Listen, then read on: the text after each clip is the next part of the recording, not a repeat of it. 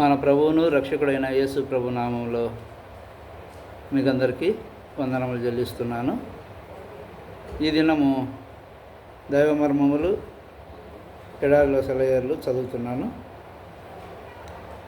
ఆ దినములలో శిష్యుల సంఖ్య విస్తరించుచున్నప్పుడు అనుదిన పరిచర్యలో తమలోని విధవరాండ్రను చిన్నచూపు చూచిరని హెబ్రీయుల మీద గ్రీకు భాష మాట్లాడు యూదులు సనుగసాగిరి. కాబట్టి సహోదరులారా, ఆత్మతోనూ జ్ఞానముతోనూ నిండుకొని మంచి పేరు పొందిన 7 మనుషులను మీలో ఏర్పరచుకొనుడి. మేము వారిని ఈ పనికి నియమింతుము. అయితే మేము ప్రార్థన యందును వాక్య పరిచర్య యందును ఎడతెగక ఉందుమని చెప్పిరి. అపోస్తుల కార్యములు 6వ అధ్యాయం 1వ వచనం, 3వ వచనం, 4వ వచనం.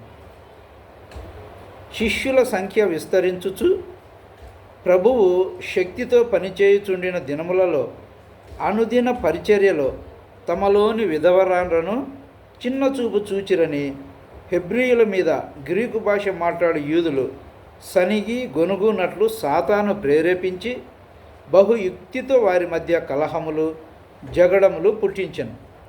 అన్ని శతాబ్దములలోనూ దేవుని పనిని ఆటంకపరచుటకు నిజమైన సేవ చేయకుండునట్లు సేవకులను ఆటంకపరచుటకును సాతాను 2 ఆయుధములను ప్రయోగించుతున్నాడు.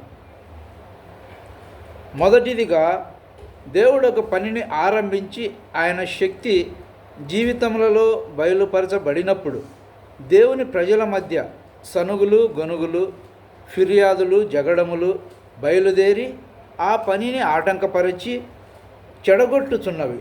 దేవుని ఆత్మను ఆర్పివేయుటకు తద్వారా పని పాడగుటకు సనిగెడు విశ్వాసులు కొందరు చాలును. సనిగే విశ్వాసులు సంఘాలలో కొందరు చాలు, సంఘమంతటిని కూడా పాడు చేస్తారు. రెండవదిగా, ఆహారము పంచి పెట్టునట్లు దైవ సేవకులను బలవంతము చేసి వారు వాక్య పరిచర్య చేయకుండా సాతాను ఆటంకపరచును. అపోస్తలులు వారికి ఇవ్వబడిన ప్రాముఖ్యమైన పరిచర్యను వదిలి ఇట్టి పనులు చేయవలనన్నది సాతాను కోరిక. ప్రధానమైన వాటికి ప్రథమ స్థానం ఇవ్వవలెను. ఆయన కృప వలన మనం ఆ రీతిగా చేయగలము. అపొస్తలుల కార్యములు 6వ అధ్యాయం 5వ వచనంలో తన సేవకులకు ఇచ్చినట్లు ఆయన మనకును తన స్వంత దైవిక జ్ఞానమును ఇవ్వగలడు. ఈ మాట జనసమూహం అంతటికీ ఇష్టమైనందున వారు స్టెఫను వంటి మనుషులను 7 ఏర్పరచుకొనిరి. వారు ఇంటింటికి వెళ్ళి ప్రజలకు సహాయపడుచు బీదలకు విధవరాండ్రకు వారి అవసరతలను తీర్చిరి. వారిని గూర్చి ఎవరికినీ ఎక్కువగా తెలియదు.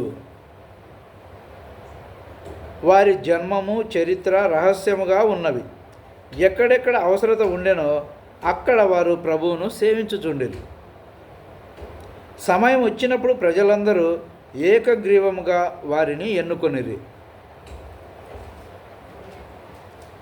వారి జీవితములను గమనించుచు ఎట్లు వారు నిరాడంబరముగా సేవ చేసిరో, వారు ఎట్లు పరిశుద్ధాత్మ పూర్ణులై ఏ సేవకైనా దేవుని జ్ఞానమును కలిగి ఉండిరో గుర్తించుటచే ప్రజలు వారిని ఆ రీతిగా ఎన్నుకొనిరి. ఇప్పుడు ఎడారిలో సెలయేరు. నా ఉద్యానవనము మీద విసరుడి, దాని పరిమళములు వ్యాపింపజేయుడి. పరమగీతములు 4వ అధ్యాయం 16వ వచనం. ఆ అధ్యాయంలో కనిపించే సుగంధ ద్రవ్యాల వెనుక చాలా అర్థం ఉంది. అగరు అనేది చేదైన పదార్థం. అది చేదైన పదార్థాల్లో ఉండే మాధుర్యాన్ని గురించి చెబుతూ ఉంటుంది. ఈ చేదు తీయదనం అనుభవించిన వాళ్ళకే అర్థమవుతుంది. గోపరసం అనే పదార్థాన్ని చనిపోయిన వాళ్ళను సిద్ధపరిచేందుకు వాడతారు. ఇది మరణానికి సూచనగా ఉంది. స్వార్థం, గర్వం, పాపం ఒక మనిషి చనిపోయినప్పుడు ఆ హృదయంలో నిండే సువాసనకి ఈ గోపరసం సూచనగా ఉంది. తమ అంతరంగాలపై వదనాలపై సిలువలోని దీనత్వాన్ని పవిత్రతను కలిగి ఉండే క్రైస్తవులలో అనిర్వచనీయమైన అందం ఆనందం ఏదో కదలాడుతూ ఉంటుంది. ఒకప్పుడు వారిలో రాజ్యమేలిన లక్షణం ఏదో ఇప్పుడు నశించిపోయి వారు క్రీస్తు పాదాల వద్ద ఉన్నారనడానికి ఇది ఒక పరిశుద్ధ సాక్ష్యం. విరిగి నలిగిన హృదయాలలో ఉండే ఆకర్షణ, దీన మనస్సులో నుండి వెలువడే నిశ్శబ్ద సంగీతం, విరబూసిన పూరెమ్మపై మంచు బిందువులు నిలిచి దానికి చేకూర్చే వింత శోభ. పరిమళ తైలం అనే సుగంధ ద్రవ్యం వేడి చేయడం వల్ల తయారవుతుంది. అగ్ని జ్వాలల